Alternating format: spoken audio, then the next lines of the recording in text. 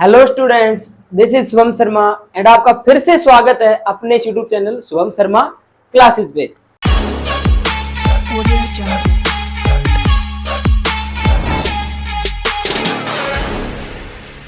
तो video start करने से पहले आप लोगों से रिक्वेस्ट है कि हमारे चैनल को प्लीज सब्सक्राइब करना मत भूलिएगा, ठीक है।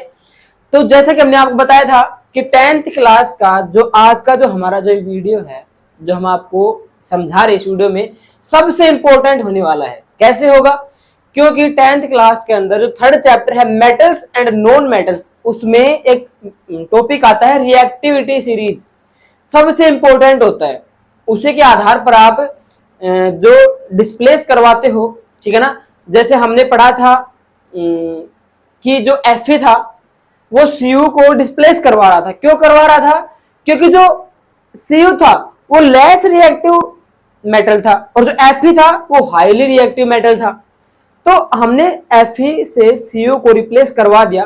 तो हमें ये कैसे पता लगा कि Cu लेस रिएक्टिव मेटल है और Fe हाई रिएक्टिव मेटल है? ये बात तो तय है ना कि हमने जो हमारा Fe था आयरन से हमने कॉपर को डिस्प्लेस करवा दिया, यानी कि कॉपर की जगह आयरन ने ले ली उसको हटाकर, क्योंकि जो कॉपर था उसमें ताकत कम थी और आयरन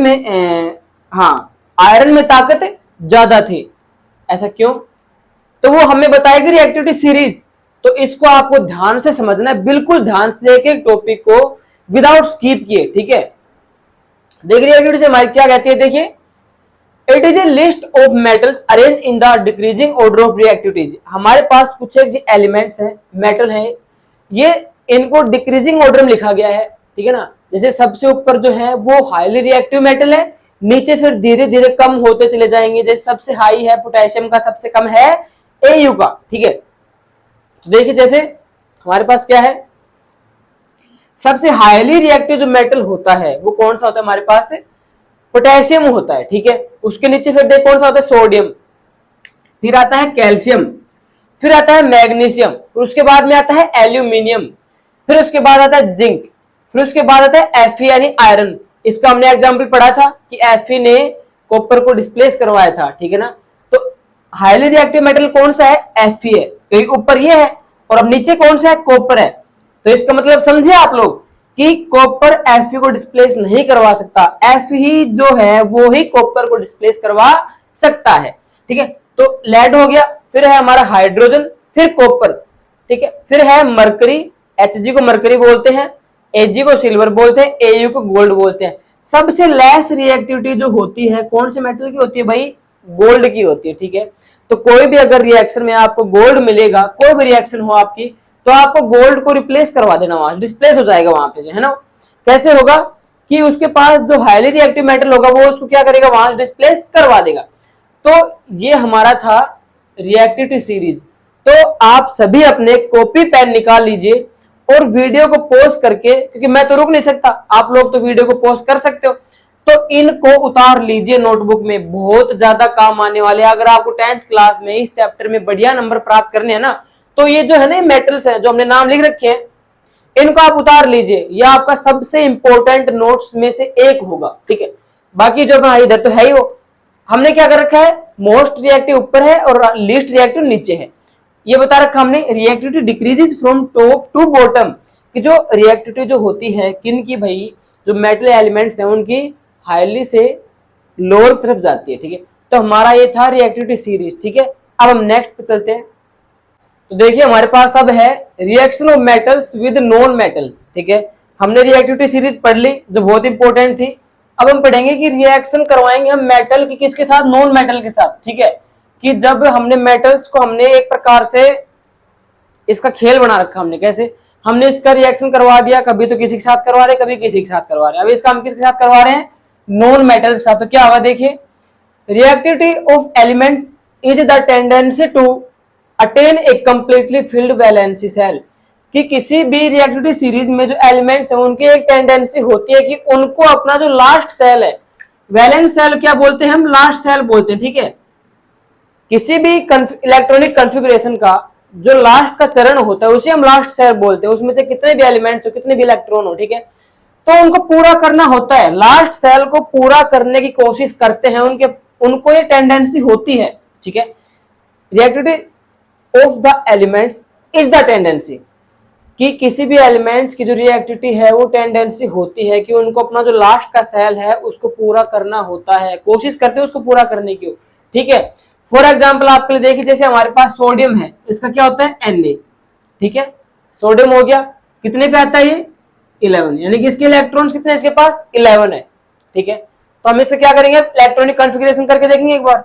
तो इसका जैसे एटॉमिक मास यूनिट कितना आएगा हमारे पास, देखिए जैसे शुरू में कितना आ गया, 2 आ गया, फिर 8 आ गया, ठीक है। अब देखिए यहाँ पे क्या होगा, 8 और 2 कितने हो गए, 10, 11 में 10 है, कितना बच गया, 1 हमने यहाँ पे लिख दिया। लास्ट सेल में कितने इलेक्ट्रॉन है इसके पास, 1, और टोटल इलेक्ट्रॉन सोडियम पास कितने हैं, 11 है। तो हमारी इलेक्ट्रॉनिक कॉन्फ़िगरेशन क्या बनेगी, 281। लेकिन अब इसको क्या है, अगर ये देखिए, इसको लास्ट सेल में हमेशा पूरा करने के लिए 8 इलेक्ट्रॉन्स चाहिए। जो वैलेंस सेल होता है लास्ट, उसको पूरा करने के लिए हमेशा 8 इलेक्ट्रॉन्स चाहिए किसी भी एलिमेंट्स को, ठीक है ना, इलेक्ट्रॉनिक कॉन्फ़िगरेशन के अंदर।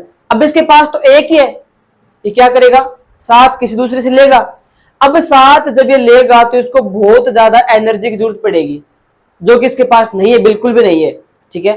तो ये क्या करेगा, इसके पास एक ही ऑप्शन बचेगा, ये इसको गिव अप कर देगा, इस 1 को जो है ये क्या कर देगा, गिव अप दूसरे को दे देगा, और इसका लास्ट सेल कौन सा बन जाएगा, 8 बन जाएगा, ठीक है। समझ में आया। इसीलिए Na को हमेशा क्या लिखा जाता है, पॉजिटिव लिखा जाता है, क्योंकि इसने क्या कर दिया, पॉजिटिव क्यों आ रहा है, इस पॉइंट में आपको समझाऊंगा मैं, ठीक है। तो इसने अपना जो लास्ट सेल उसको गिव अप कर दिया, क्योंकि 7 लेने के लिए इसको एनर्जी चाहिए थी, 7 ये ले नहीं सकता था, इसलिए इसने एक को क्या कर दिया, गिव अप कर दिया। अब इसका जो कॉन्फ़िगरेशन है क्या बन गया, 2 8। तो इसके लास्ट सेल में कितने हो गए, 8 हो गए। तो हमारा यहाँ पे हो गया, इसकी वैलेंसी कंप्लीट हो गई ना, इसका सेल कंप्लीट हो गया, ठीक है। उसके बाद यहाँ के देखिए, मेटल लूज इलेक्ट्रॉन्स फ्रॉम, देखिए आपको मैं एक बात करना भूल गया कि अब आप कहोगे सर आपने जैसे यहाँ पे कर दिया 2 था, 8 था और 1 था, तो आपने तो बता दिया हमको कि जो 7 लेने के लिए इसको एनर्जी चाहिएगी। मान लो सर यहाँ पे 3 आ जाए, 4 आ जाए, 6 आ जाए, 7 आ जाए, 8 आ जाए, 8 तक आएगा, ज्यादा नहीं आएगा, क्योंकि इसको 8 ही पूरे करने लास्ट में। अब आप सर कितने आ जाए, आपने तो तुक्का मार दिया यहाँ पे, नहीं तुक्का नहीं बेटा, इसमें क्या होता है देखिए, अगर लास्ट सेल में 4 से कम, ठीक है, 4 से कम इलेक्ट्रॉन होंगे ना, 4 से कम इलेक्ट्रॉन, तो ये क्या करेगा, उनका गिव अप करेगा, उनको लूज कर देगा, ठीक है।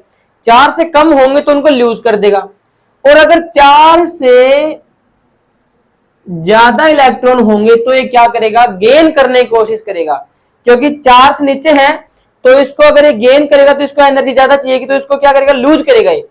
और 4 से अगर ज्यादा इलेक्ट्रॉन होंगे तो ये आसानी से उनको प्राप्त कर सकता है और अपना वैलेंस सेल कंप्लीट कर सकता है। तो आपके पास एक फॉर्मूला आ गया हमारे पास। फॉर्मूला क्या है, देखिए फॉर्मूला ये है कि 4 से कम, 4 से ज्यादा, ये फॉर्मूला भी शुभम शर्मा सर ने बनाया, ठीक है, यानी कि मैं, ये फॉर्मूला मैंने बनाया, खुद पढ़ गए, ठीक है।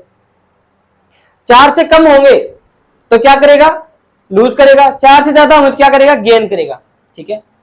हो गया यहां तक सभी क्लियर। आगे देखिए हमारे पास क्या आता है, देखिए अब जो आप कहते हो सर ये प्लस लगाते हैं, कई बार माइनस लगाते हैं, ये कहां से आते हैं, यानी कैटायन अनायन ये कहां से आ रहे हैं, अभी सोल्व कर देंगे आपके।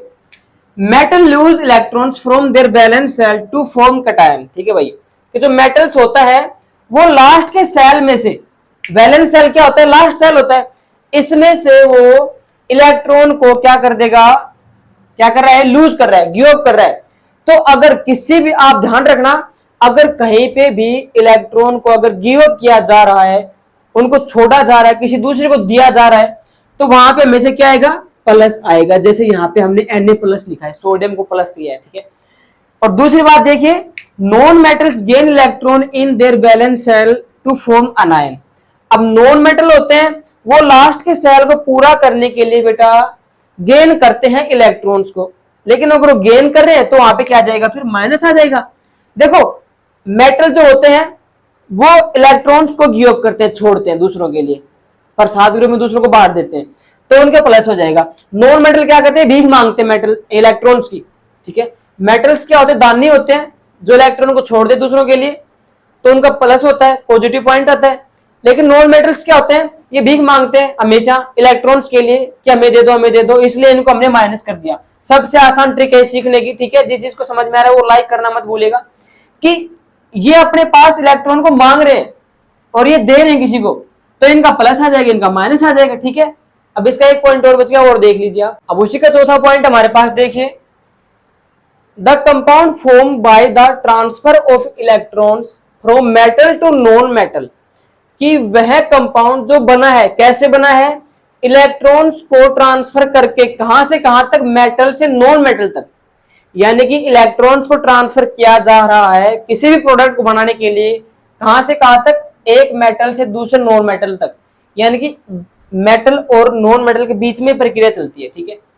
आर कॉल्ड आयोनिक कंपाउंड और इलेक्ट्रोवैलेंट कंपाउंड, यानी कि जब एक मेटल से दूसरे नॉन मेटल तक इलेक्ट्रॉन को ट्रांसफर करके एक जो प्रोडक्ट बनाया जाता है, कंपाउंड बनाया जाता है, उस कंपाउंड को क्या बोला जाता है, आयोनिक कंपाउंड बोला जाता है। जैसे फॉर एग्जांपल हमारे पास, जैसे हम करेंगे formation of NaCl, formation of NaCl, Na क्या होता है, सोडियम, और Cl क्या होता है, क्लोरीन। सोडियम का इलेक्ट्रॉनिक कॉन्फ़िगरेशन क्या होता है, 281, ओके। क्लोरीन का इलेक्ट्रॉनिक कॉन्फ़िगरेशन क्या होता है, 287, ठीक है भाई, यही तो होता है ना, ठीक है। अब हमें इनके ऊपर निशान लगाने कि भाई कौन से में प्लस आएगा, कौन से में नेगेटिव, यानी कौन से में कटायन आएगा, कौन से में अनायन आएगा, ठीक है। तो सीधी सी बात हमारे पास यही है, फॉर्मूला याद कीजिए, 4 से कम होंगे, 4 से कम होंगे तो लूज करेगा, गिव अप करेगा, 4 से ज्यादा होंगे तो क्या करेगा, गेन करेगा। तो 4 से कम है, ज्यादा है, इसमें कम है तो क्या करेगा, इसको ये लूज कर देगा। इसके क्या बच गए, 2 8, यानी कि हमारा Na क्या हो जाएगा, पॉजिटिव हो जाएगा, ठीक है। यहां पे ये क्या करेगा, 4 से ज्यादा है, कम है, ज्यादा है तो क्या करेगा, गेन करेगा। तो इसका क्या बन जाएगा, इसने +1 ले लिया तो इसका हो जाएगा 288, ठीक है। अब इसका बन क्या जाएगा वैसे, Cl नेगेटिव, तो ये हमारा हो जाएगा यहाँ पे NaCl, ठीक है, फॉर्मेशन ऑफ सोडियम क्लोराइड, ठीक है। तो आज हमारे लिए इतना ही काफी था, शायद आपको समझ में भी आ गया होगा। जिस भी भैया बहन को समझ में आया है प्लीज हमारे चैनल को सब्सक्राइब कीजिए ताकि आने वाली हर वीडियो की नोटिफिकेशन आप तक पहुंचती रहे। And I will see you in the next video, तब तक के लिए थैंक यू।